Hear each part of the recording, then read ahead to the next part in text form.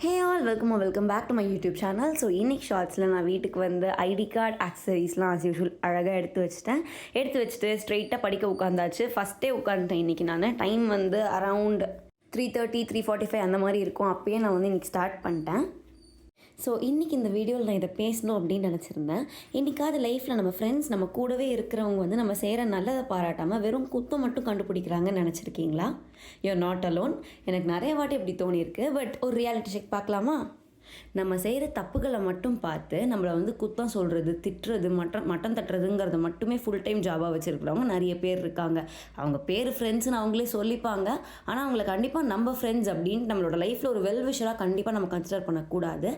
நல்லதையும் பாராட்டணும். நம்ம தப்பு பண்ணால் அதை வந்து நம்மளை ஹர்ட் பண்ணாத விதத்தில் அவங்க நமக்கு எடுத்து சொல்லணும். இவங்க தான் நமக்கு உண்மையான ஃப்ரெண்ட். இந்த மாதிரி பீப்புளை சேர்த்துக்கோங்க. அப்படி உங்களுக்கு லைஃப்பில் அப்படி ஒரு பர்சனே கிடைக்கலன்னா இட்ஸ் டோட்டலி ஓகே. உங்களை நீங்கள் நம்புங்க. நெக்ஸ்ட் வீடியோவில் பார்க்கலாம். Bye bye.